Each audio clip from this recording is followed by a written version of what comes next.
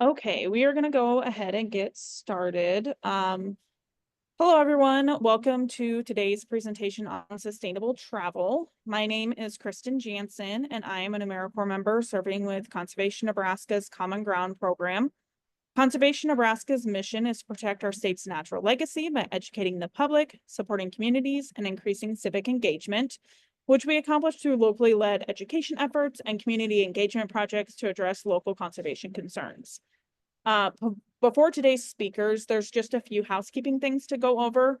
Your cameras will remain off and you will be muted throughout the presentation. So please type any questions that you have into the chat or the question and answer section, and we will answer those at some point during or after the presentation. This presentation will be recorded and it will be uploaded to Conservation Nebraska's YouTube page within the next couple of weeks. So if you miss any part of today's presentation, you would like to revisit anything or to share with others, you will be able to find it there. Following the presentation, we'll have a very brief survey that should only take less than a minute to complete. The survey helps to support programming like this one, so we appreciate you taking the time to fill it out. If anyone in attendance is interested in speaking with a Conservation Nebraska member regarding conservation issues in Nebraska, or to find out more about what we do, I'll put our email in the chat and you can feel free to reach out to us. So today we welcome Jenna, Madison, and Graham from Visit Nebraska, and they are going to speak about sustainable travel, opportunities in Nebraska, and Nebraska's Passport Program. So I'm going to let them take it away. Thank you, Kristen, and greetings everybody who joined us. Thanks for taking time out of your lunch hour today to visit with us and learn a little bit about some exciting opportunities for sustainable travel in Nebraska. I'm Jenna Barget. I am the Community Activation Manager at Visit Nebraska. We are the state's tourism agency, so we promote the state of Nebraska to travelers near and far. I'm just going to let Madison and Graham introduce themselves, and then we're going to get started. I am Madison Johnson. I am the Nebraska Passport Program Coordinator. So I run the Nebraska Passport Program and excited to share kind of about what that is if you're unfamiliar and get into some details about what you can expect for this summer. And I'm Graham Jordison. I'm the Adventure Travel Specialist for Visit Nebraska, and I oversee and help promote, find, and create eco and agritourism experiences for folks across the state. So I'm going to start us off today, and we're going to kind of start at a macro level, and then we'll kind of turn toward some more traveler-facing insights for you guys. So I wanted to just start with a slide that kind of gives you the definition of sustainable tourism. So the UN Environment Program and the UN World Tourism Organization defines sustainable tourism as tourism that takes full account of its current and future economic, social, and environmental impacts, addressing the needs of both visitors, the industry, the environment, and host communities. So it's kind of this like holistic look at tourism and its impacts. So with that obviously comes, we have challenges. What are those challenges kind of in traditional tourism that we need to kind of look to seek out how we can be better stewards, better promoters, as we, continue to encourage people to visit our destinations. So negative impacts to a destination, they include economic leakage, damage to the natural environment, and also overcrowding, just to name a few. Here in Nebraska, we probably like maybe one key example of that is that for years, leading up to a few years ago, we started to see some overcrowding occurring at Lake McConaughey. And to kind of meet that challenge, Nebraska Game and Parks, they implemented a reservation system to mitigate that issue. And although initially it was pretty unpopular, and even today, some travelers still kind of have their issues with it, for the most part, they've adjusted to the change, and both the resource and the visitor experience are much better for it. It's easier to manage from a resource perspective for game and parks, and it's just more enjoyable for visitors. You can go and that you can expect to have your campsite reserved and not have the issues that come with overcrowding. So the importance of sustainable tourism. Positive impacts to a destination include cultural heritage preservation and interpretation, wildlife preservation, landscape restoration, job creation, and more. So these are some of the things that we can, look forward to when we're looking at tourism through a sustainable lens. Upholding the principles of sustainable tourism include respecting local traditions, engaging with communities, and promoting cultural exchanges. Additional things can include minimizing tourism's carbon footprint, conserving water, and also protecting wildlife. On like a people level, sustainable tourism means that we're ensuring fair wages to our workers, our frontline service people, supporting local businesses, and also creating sustainable jobs.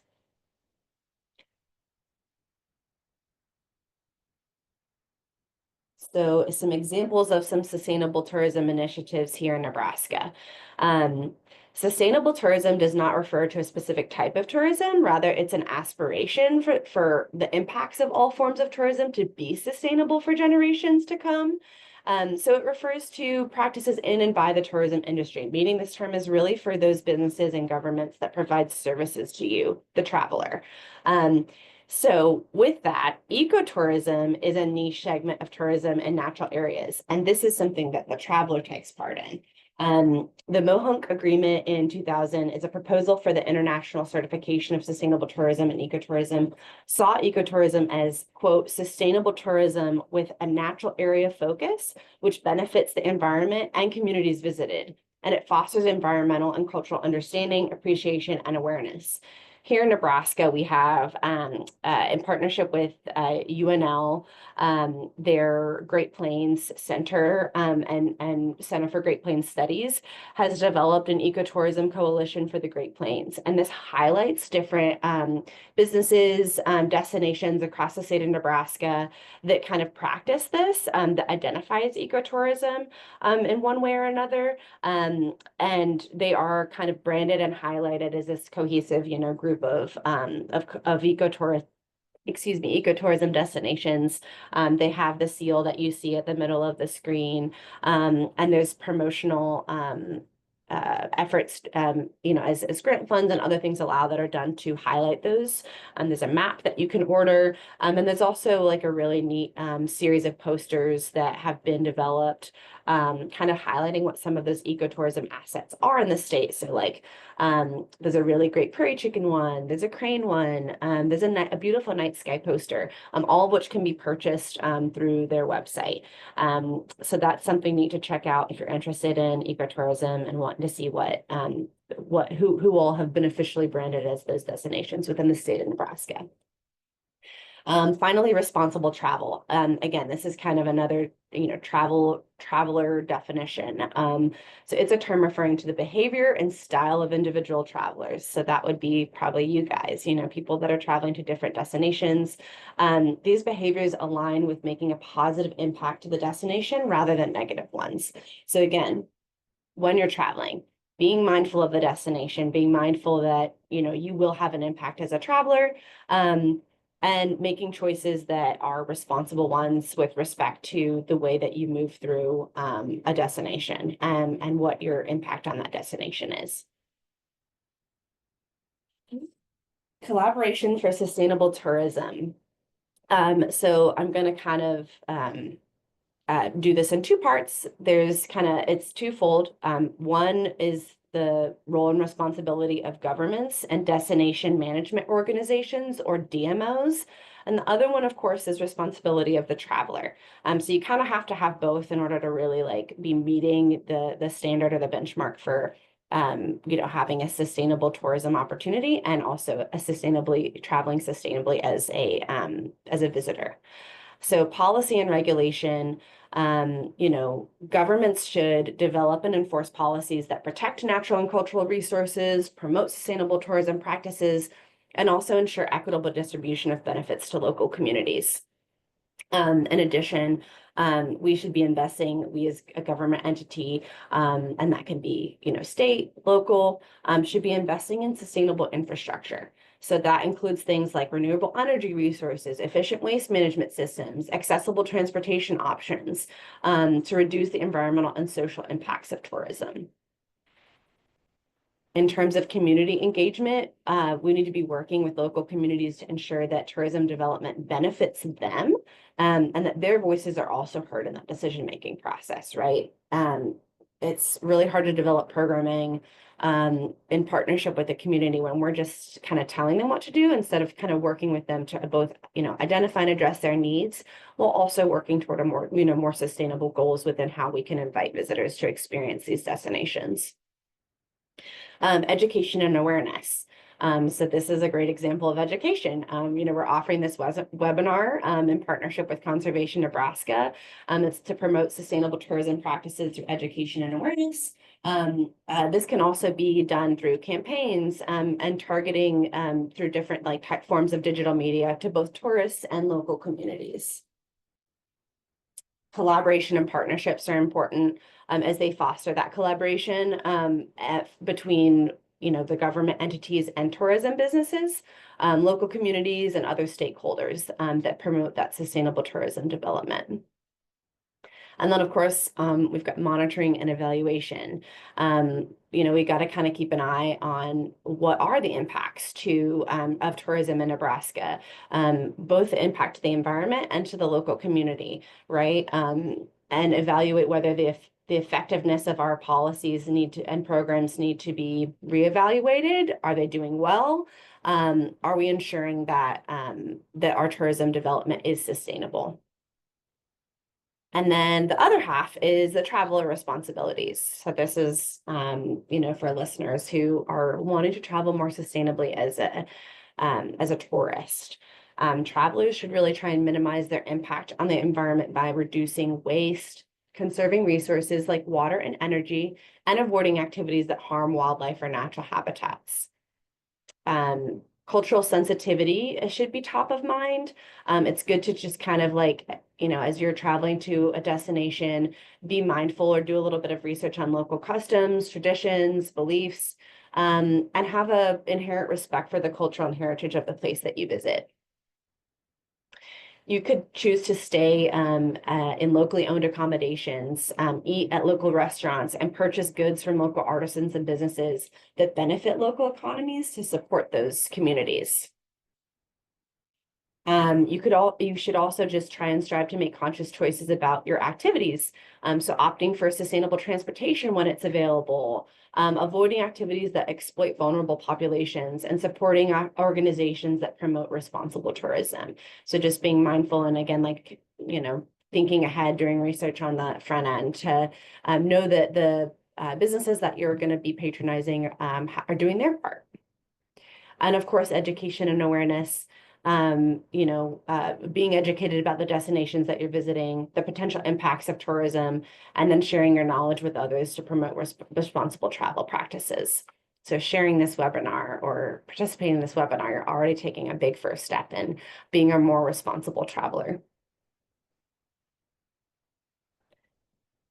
So what can you do to travel responsibly? So these are kind of some, insights, and then I'm gonna kind of kick it over. We're gonna dive into what you can see and do in Nebraska that's, fun forms of sustainable travel and some neat, unique destinations that we view as sustainable or sustainable travel within the state of Nebraska. Sorry, I've got a gnat flying around my face. I got a lot of plants in my office, so it's not me doing this for no reason. So responsible travel, what can you do? So again, threefold process, kind of before, during, and after travel. So before travel, find out as much as possible. Try and learn if your hotel or your tour operator has been maybe certified as sustainable. Maybe in Nebraska, it's part of that Great Plains Ecotourism Coalition. Maybe it's gone through some other training or certification that's branded it as a more sustainable option for either an outfitter or an accommodation. the more you know about your destination before arriving, the more the destination will really come alive for you too. You can kind of better cater what you want to see and do when you've done a little bit of research ahead of time. So look into the destination's history, its culture, its natural environment, some of its customs, legends, and advisory notices that might be going on. That's a big one, especially as we're coming into more severe weather. That's something that everybody should always be checking. That not only benefits you as a traveler, but it really benefits the destination in terms of helping it to have preparedness when its travelers are aware of what's going on. Are we in a fire ban? Is there a drought? Things like that that really do impact or should impact the choices that you're making in terms of the places that you're traveling to and how you're interacting with that destination when you're there. You might want to learn a few words in the local language. Here in Nebraska, English is kind of the most widely spoken language, but there's certainly parts of Nebraska that have very heavily Hispanic populations. Knowing a little bit of Spanish never hurts. And making an effort to speak whatever is the most commonly spoken local language just allows you to interact with the people who know the site best. People appreciate your efforts and your interest in learning, and simple words just like hello, please, thank you can really go a long way. I've traveled pretty extensively as an individual to foreign countries where English is not always the first language. And again, even if you just know like the words for bathroom or please or thank you, people really they resonate with your effort. Even if you're not pronouncing in the most perfect way, the fact that you've taken the time to just pick a few words up can really enhance your experience and, get people on your side, get people to want to help you and to be more welcoming when you've shown that you've made that effort. Packing light. This one's a hard one, especially for me. I've worked hard on this over the years, but it is tempting to pack everything you think you might need, but just remember to be smart about your necessities. There's almost always going to be a local laundry service you can use, or even maybe you can look to stay in accommodation that has an in-unit washer or dryer in some countries. That just minimizes, again, like, what you have to carry with you. Maybe that means that you can, arrive at your destination by plane and walk to your hotel, or, avoid that taxi cab ride, take a train instead of, getting in a car or an emitting vehicle to get to where you're going. Packing light can help you to do that. It can help you to be a little bit more able to get around and get yourself where you need to go without having to haul a lot of stuff with you. Your lodging choices. Looking for hotels that have a written policy covering their environmental impact is always great. If they have something on, diversity in their employment, a cultural policy, or if they're accredited as sustainable lodging, all of those can help give you insights into kind of what that hotel's, ethics are, in terms of the welcoming aspect of who they're inviting into their facility, and can make not only you feel more welcome, but make you feel better about where you're staying. There are 6 kind of really common sustainable travel certifications. I'll kind of read those off for you. Those are ones to kind of look for as you're traveling, both here in the States and also internationally. But Biosphere is one certification, B Corp is another, Beyond Green is one, Green Globe is one, Green Key Global is another, and then Regenerative Travel is yet another one. So those are some brandings that you can look for on lodging specifically that can give you that insight that they've gone through some type of programming or certification to become eligible to be advertised as such. Are there unique accommodations in the area that are run as small businesses that maybe don't have a certification? Here are some maybe questions you can ask. If you go to a hotel, you can say, how do you measure your sustainability impacts? Or how does this business support the local community? Are you giving back? Do you have an inclusivity statement? And where can I find that? Do you have or follow a responsible wildlife policy? Do you share etiquette guidance for how guests and staff should act around wildlife? You can also explore your transportation options. When you're in a location, remember that traveling affects the environment. So wherever possible, try to minimize your pollution and impact on the environment by looking to high occupancy transportation and offsetting your carbon emissions. This summer, I took a trip to Norway, and it was the first time I've ever traveled abroad and did not rent a car. The infrastructure there is absolutely phenomenal for public transportation. So we got where we were going either by train or by ferry. Predominantly, we also rented bikes in some of the places that we visited, and that was a great way to get around. And again, the infrastructure very much accommodated, those alternative forms of transportation. So it not only made it, we felt very safe in utilizing those alternative forms of transportation, and always got us to where we were going. So that's a great one to just keep in mind. Okay, so during travel, that's all kind of like before travel, what to expect, what can we plan for, to make our travel as sustainable as possible. So during travel, be authentic, be honest and respectful. So come as you are, but expect and be respectful of cultural differences. So ensure that you aren't contributing to overcrowding by taking photos and sharing content from places that already may seem overrun. Skip the photo op line. Even better, take a picture of some of the chaos if you ever see it and share it to initiate conversation about how staged and authentic travel photos can really be. This is especially problematic in a lot of locations in Europe. So, I think drawing attention to that can be one way that you kind of help address the issue. Engage in local culture. So the saying like while in Rome, do as the Romans do, it still applies today. Your trip provides a unique opportunity for you to explore a new culture and see the world through a different perspective. For me, this is like my favorite part of travel, is just truly seeing, even in other English speaking countries, truly there are very different cultural iterations of just how people live. And I think experiencing that and immersing yourself in that is really one of the highlights of traveling to a new destination. So remember that eating local foods, shopping in local markets, and attending local festivals are all part of experiencing the culture. One of my favorite things to do when I travel is going to farmers markets in other countries. Just like, here in the States, it really gives you a flavor of what the local businesses are, what the in-season produce is. It can also be, when traveling, a really economical way to get some food for your trip.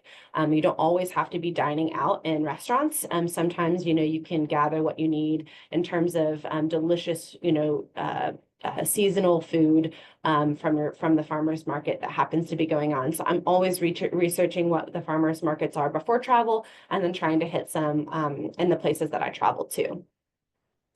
On that same vein, buy local products and services. So choosing to support locally owned businesses, community tour operators, and artisans means that you'll have a one-of-a-kind experience and that your money will go directly to the community. So before purchasing goods, ask about their origin. Avoid buying products made from threatened natural resources, and report poaching and other illegal activities to the authorities.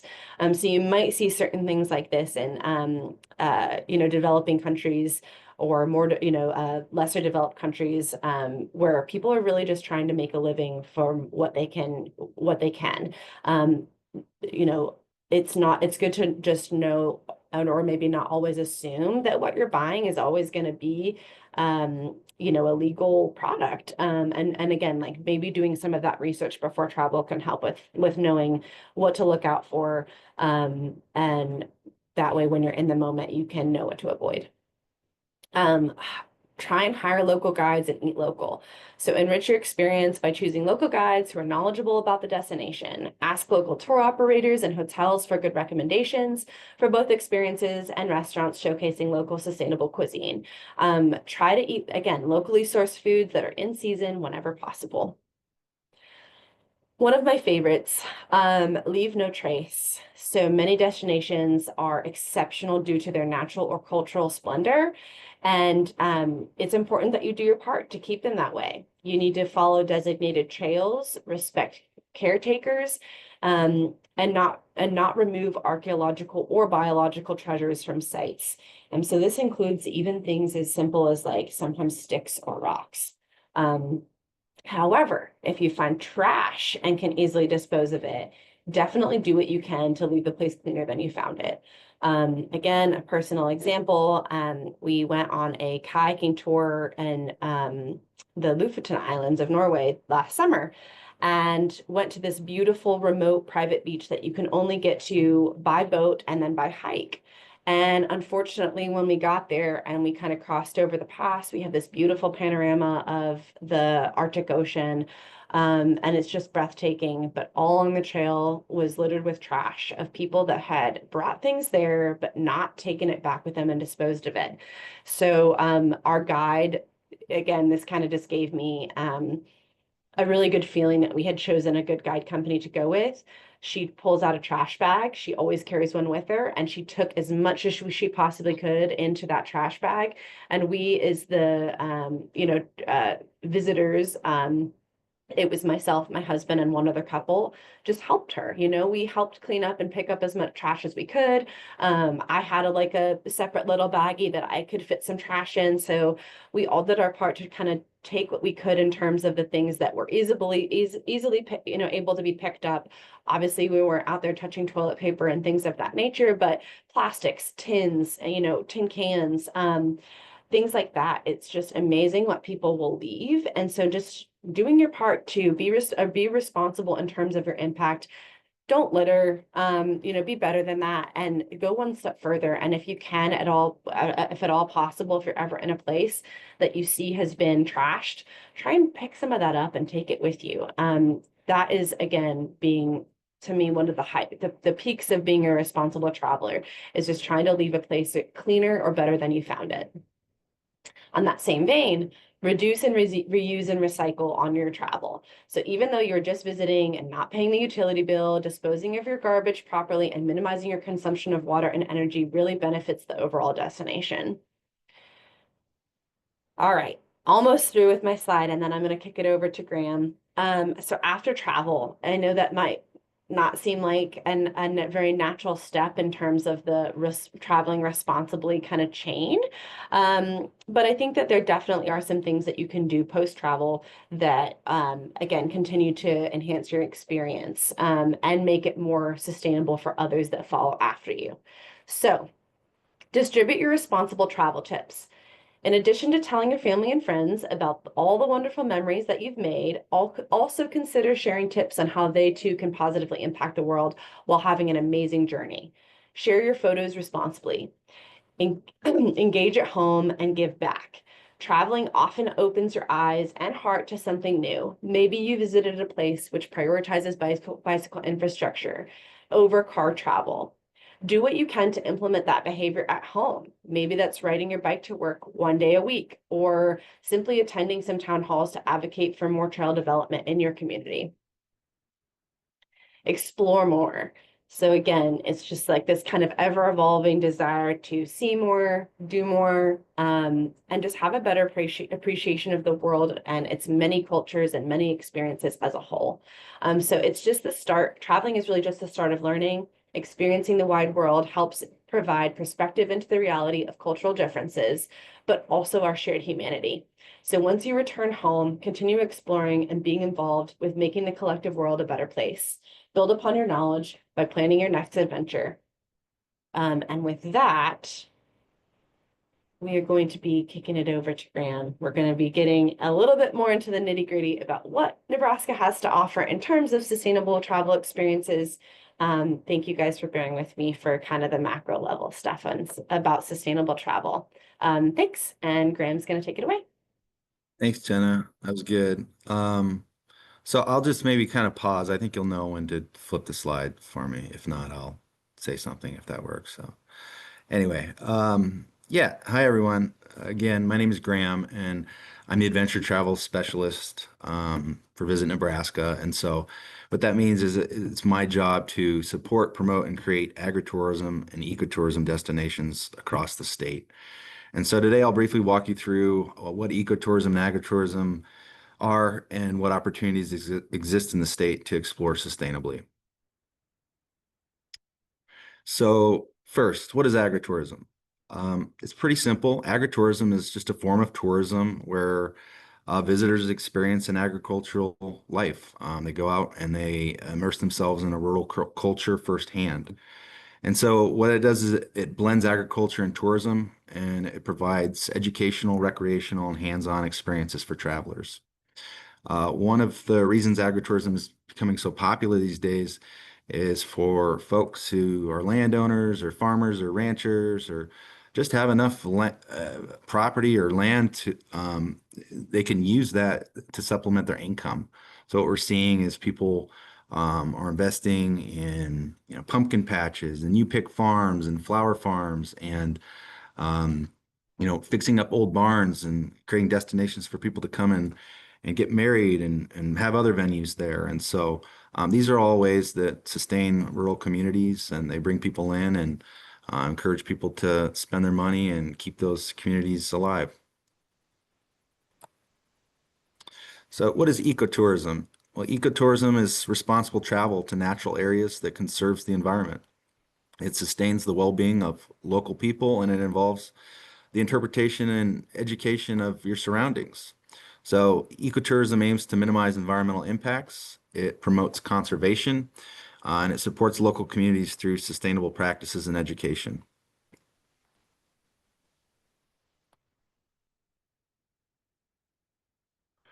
So what are some of the ways that we in Nebraska can explore sustainably? First, we could look to one of our over 70 state parks. Nebraska's parks are vital for recreation and conservation. They get millions of people coming into them every year. And so the Nebraska Game and Parks Commission, they're the ones that oversee our parks and they manage them. And they address key sustainable issues in a number of ways at these parks. One of the things they work on is habitat restoration. They enhance wetlands and prairies. That those things help support diverse wildlife. They control invasive species, so they're always managing non-native species to protect native ecosystems. They're looking at disease monitoring. They're tracking wildlife health to prevent and manage outbreaks. And then they're offering public education. There are programs and resources at state parks all across Nebraska. So every time you go to a state park and you invest money in that, year permit or day permit, you're investing in the sustainability of our state and our natural areas and our tourism destinations.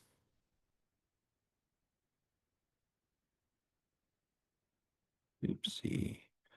So other way to explore Nebraska is by way of traveling to one of our indigenous communities. Nebraska is home to 4 reservations where you can explore native culture, land, and history, where they'll share their stories and their art and their language, their food, and even their ceremonies with folks traveling through. And some reservations even offer guided tours of their tribal lands. What's important to know is that tribal tourism is a form of cultural tourism that promotes learning and respect.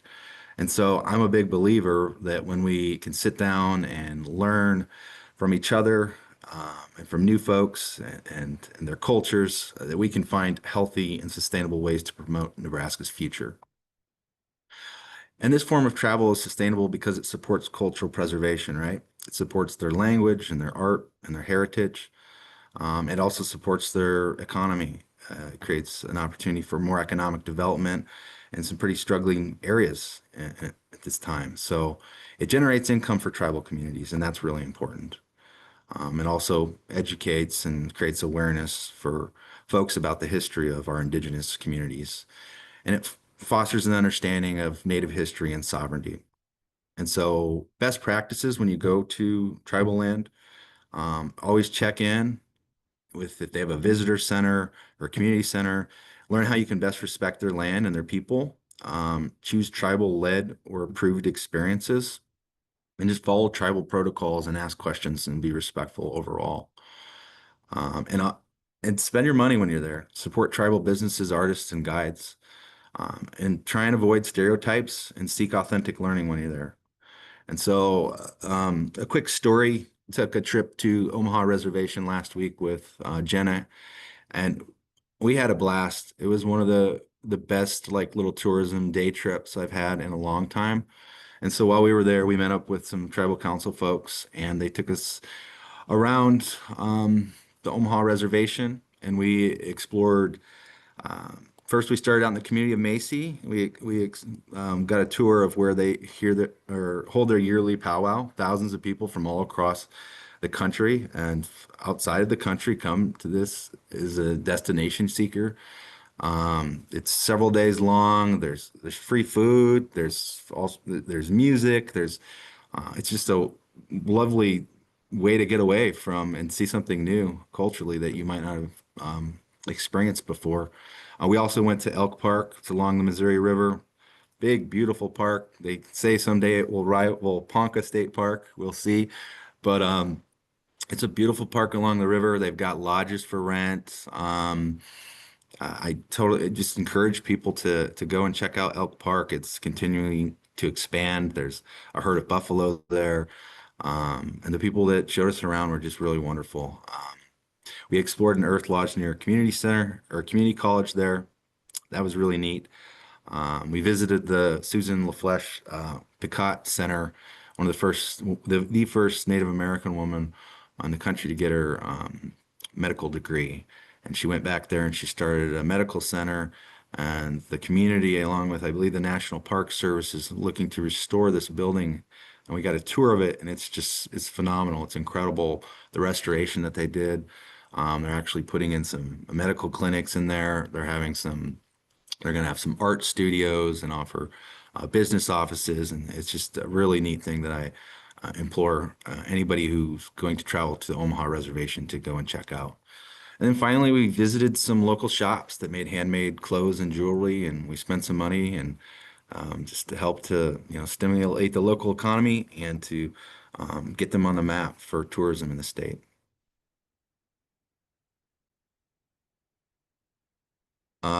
Another thing you can do, Nebraska offers diverse wildlife experiences from migrating sandhill cranes to prairie chickens. Most of you know we're right in the middle of the migratory flyway.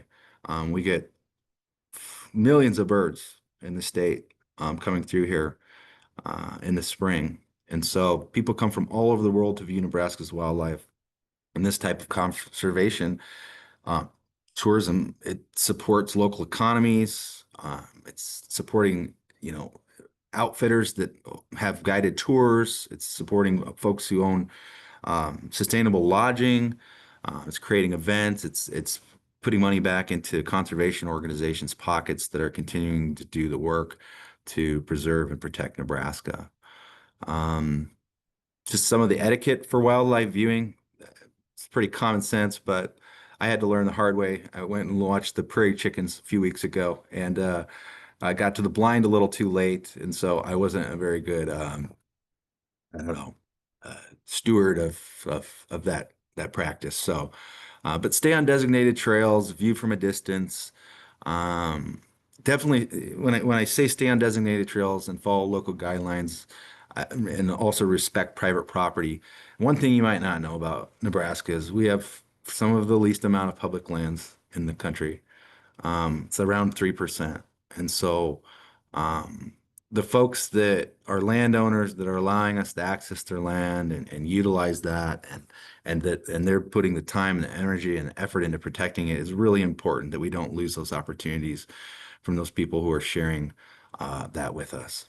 So moving on. So hiking, biking, and paddling, some of my favorite things to do sustainably in Nebraska. So we're home to thousands of miles of biking, hiking, and paddling trails. Hiking, biking, and paddling are low impact ways to connect with Nebraska's natural beauty. And these activities promote outdoor recreation while also educating folks on Nebraska's wildlife and ecosystems.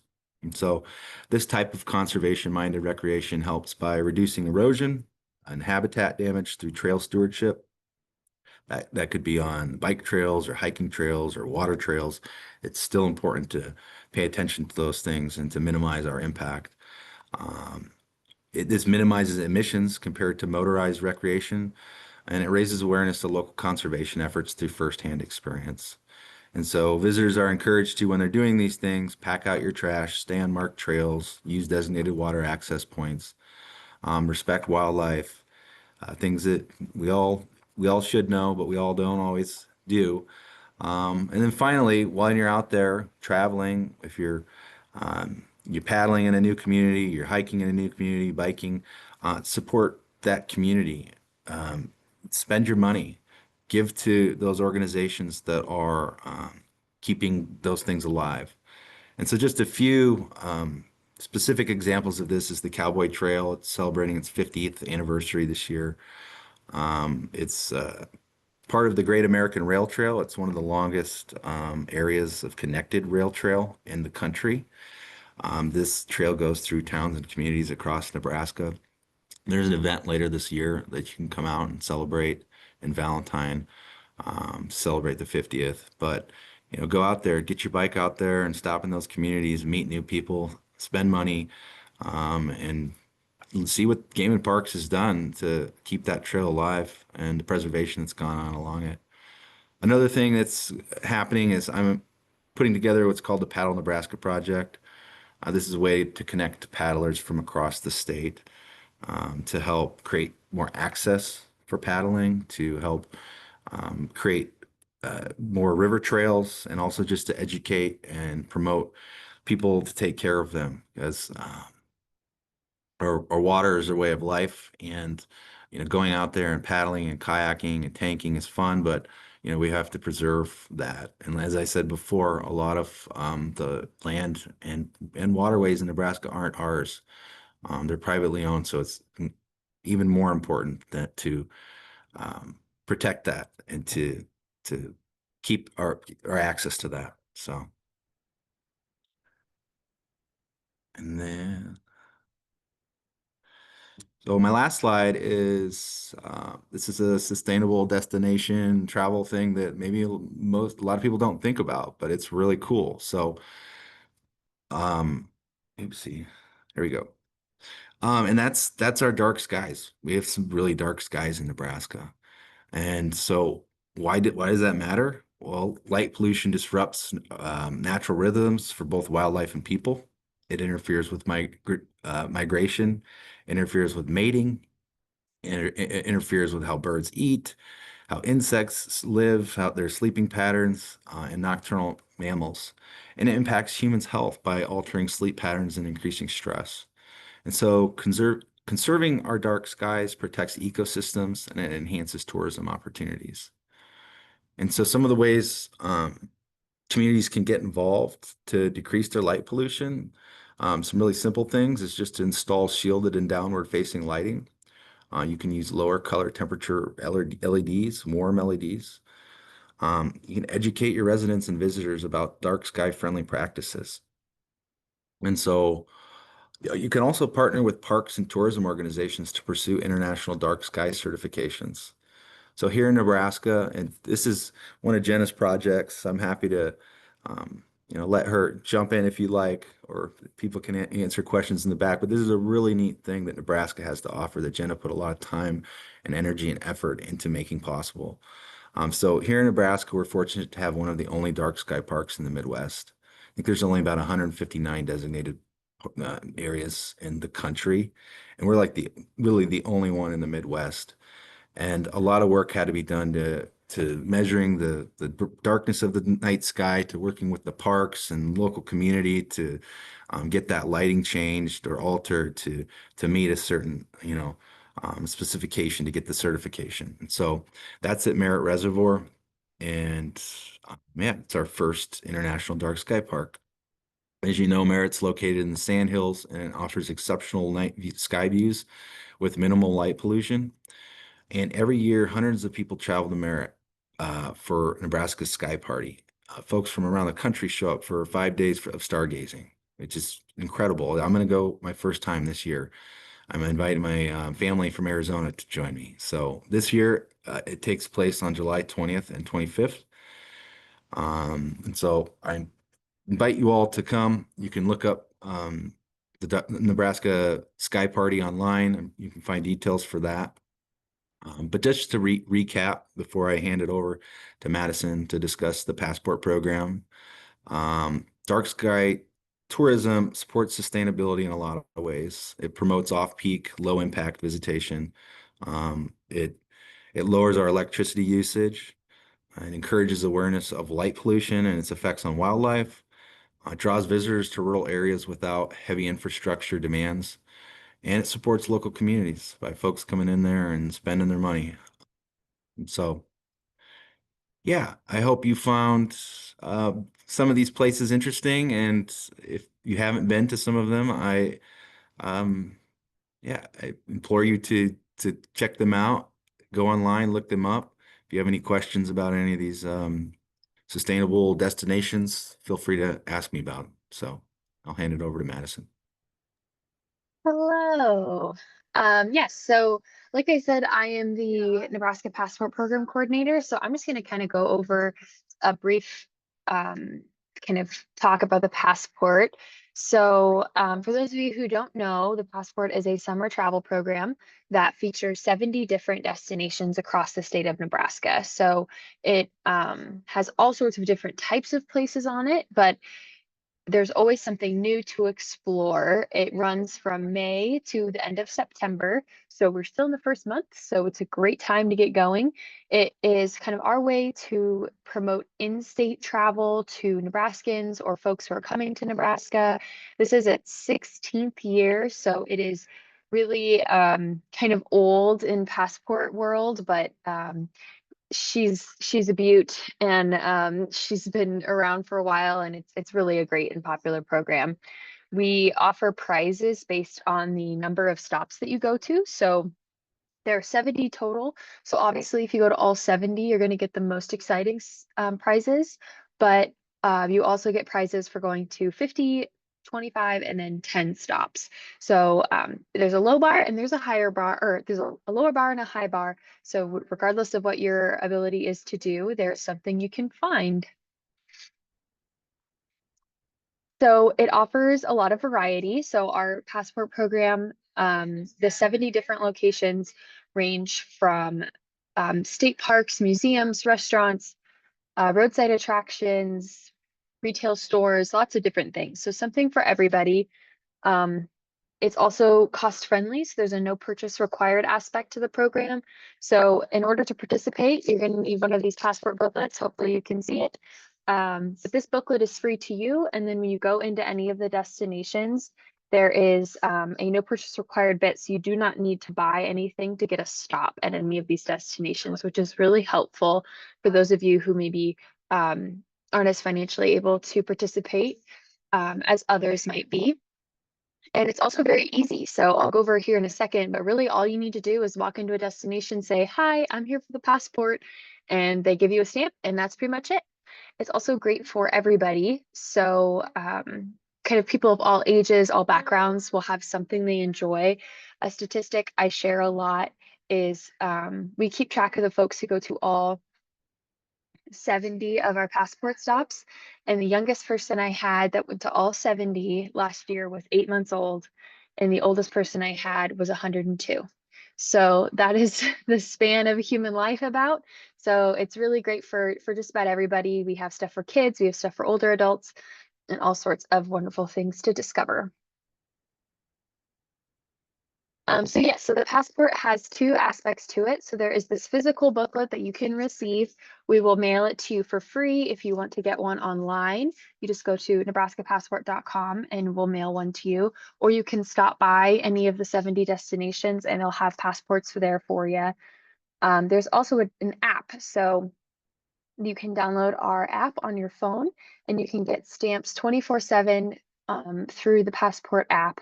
It also connects like your phone's GPS and a handful of other things to make it super easy to use. It allows you to get stamps when businesses are closed and all sorts of things. Last year we had 1,085 people go to all 70 of the Passport destinations. So that number is something we're really, really proud of. We have a lot of really passionate passporters, but a lot of the folks that go to all 70 do it every year. So the 1,000 people who go all summer long. They're addicted to it. They love driving around Nebraska and collecting stamps and supporting local businesses. The average stop in Nebraska last year had 3,600 additional visitors from the passport alone. So that's the whole average for the state. So the eastern side of the state might have gotten a few more just because of where population is, but the whole state as an average got 3,600 stamps, which is really incredible. You know, I always joke that that number is about the size of my hometown. So if you're a small business owner in Thedford, Nebraska, 3,600 people through your door is an incredible boost to, your word of mouth, just awareness and all sorts of things. So it can be really helpful for these destinations. All of the destinations are chosen from an application process. So you have to apply to be a destination on the passport. And last year we got upwards of 300 applications. So it's relatively competitive to become a stop, but that means that the stops are all good. So there's always something, and they're worth your time for sure. This is a really exciting map of the state of Nebraska. I'm sure most of you are familiar with it. But this is a layout of where all the passport stops are. So I always like to say that no matter where you're at in the state, there's going to be a passport stop relatively close to you. We like to make sure that if you're living in Kearney or if you're in Norfolk or Chadron or wherever, there's going to be a stop somewhat nearby and you can get going. And then, you kind of explore your local area, and then maybe you'll branch out, take a road trip out west. Maybe you'll take, if you're in Lincoln, you might take the bike trail to Beatrice one day. You can even get your bike serviced in Beatrice if you'd like, because there's a bike store on the passport this year. But yeah, we have a lot of really wonderful places to explore. There's probably a lot of towns you've never been to, so it makes it a fun little scavenger hunt.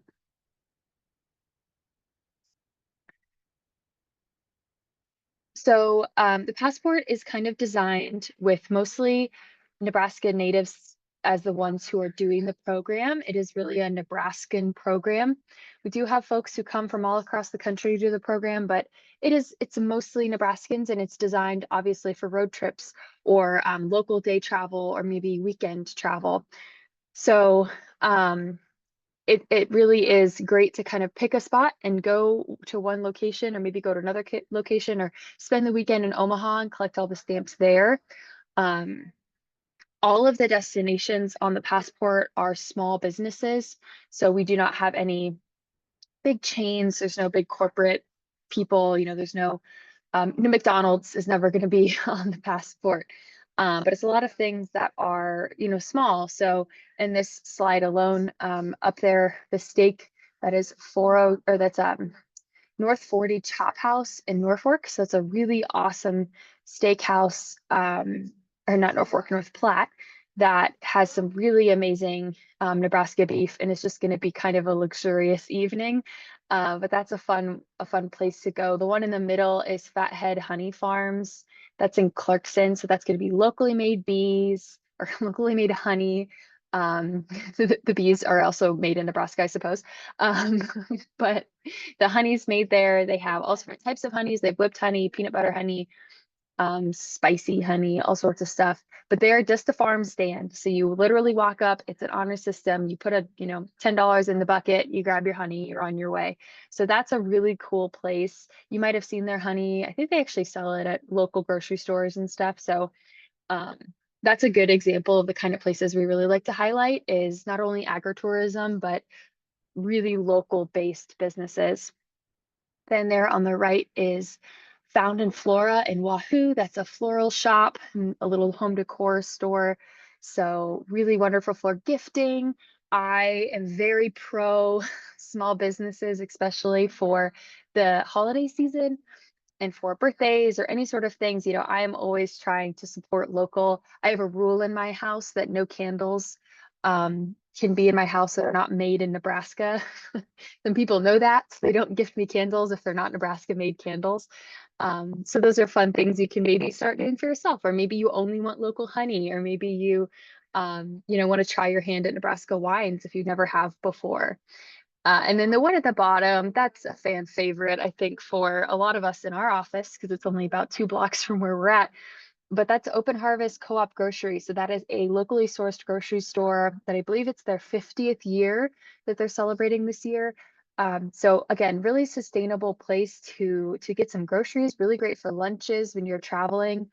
And then around the corner is 402 Creamery too, so you can spoil yourself and get some ice cream while you're there.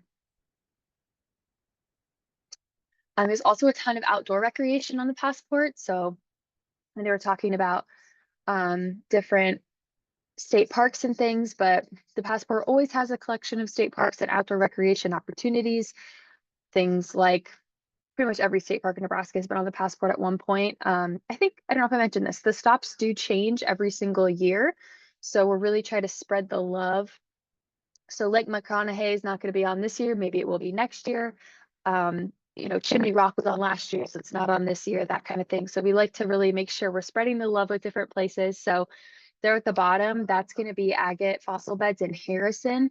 So it's going to has a ton of local history. It's really awesome recreation. It's like the most quiet, beautiful spot in the Panhandle. Make sure you have a full tank of gas while you're headed out there, because there's not a lot around it, but it's so pretty and peaceful and just wonderful to visit, especially in the summer when it's just like sunny and just great. And there's also some trails and things you can use around there. There at the top on the left is a photo of the bike. That is the bike shop in Beatrice that I mentioned. So if you are riding your bike down to Beatrice, you need a little tune up, or maybe you're like, oh my gosh, I just bought a bunch of stuff at the downtown shopping. I need to get a bike basket for the back of my bike so I can take all this stuff home. That's something you can do too. And then this year we are highlighting the Cowboy Trail. So I know Graham mentioned it earlier, but the Cowboy Trail is celebrating its anniversary of 30 years to this year. So we kind of partnered with Nebraska Game and Parks a little bit to highlight the Cowboy Trail. So actually, Jenna, if you want to go back to the map of Nebraska. So if you can see, there are a bunch of orange little icons at the top that go from Valentine all the way to Norfolk. So that is actually the Cowboy Trail. Runs right alongside the highway there. But all of those stops are in communities that run adjacent to or alongside the Cowboy Trail. So there's 7 different locations that we are highlighting. They're restaurants, they're retail stores. There's a wildlife outfitter in Valentine. And, I really hope that people are going to ride their bikes along the trail, or at least experience the trail. There are some geocaches that are tucked in by the trail that Game and Parks has put together. So it makes it really fun that you actually it forces people to get on the trail if they like to do geocaching. And if you like to do geocaching, you like passporting. They're very similar in their idea. So if you like one, you're probably going to like the other. But yeah, we're excited to highlight that and encourage folks to make sure they're getting out and about, to support local businesses, to, do some travel that you doesn't have to use any jet fuel because you're just driving, an hour away. Or maybe you visit family in the summertime. Maybe you have family that live out west, or maybe you are going to drive to Denver or something like that. You can get passport stops along the way, support local, and really try to kind of keep our Nebraska tourism industry going and thriving. And yeah, I think that's all my slides on the passport, if I'm not mistaken. Yep, that's all I have. If you want a passport book, go to the website, request one, or go to any of the 70 destinations. They'll have passports there. If you need to figure out what's closest to you, you can go to the website and they have a list of all the stops there too. Thank you, Madison. Yes, and I'm sorry that this is a little bit off center. Obviously Canva isn't always perfect when you put it in PowerPoint, so that was my fault. Hopefully everybody can see that. Another way to kickstart your adventure is by going to visitnebraska.com. That is our state's travel website.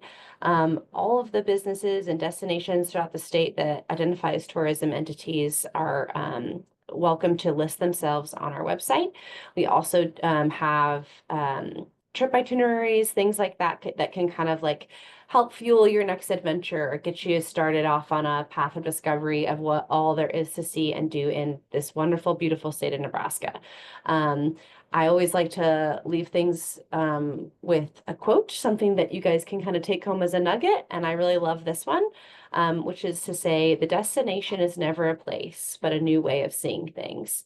And I really think that that very much embodies sustainable travel and sustainable tourism, and that we just want you people to keep an open mind as they visit new destinations.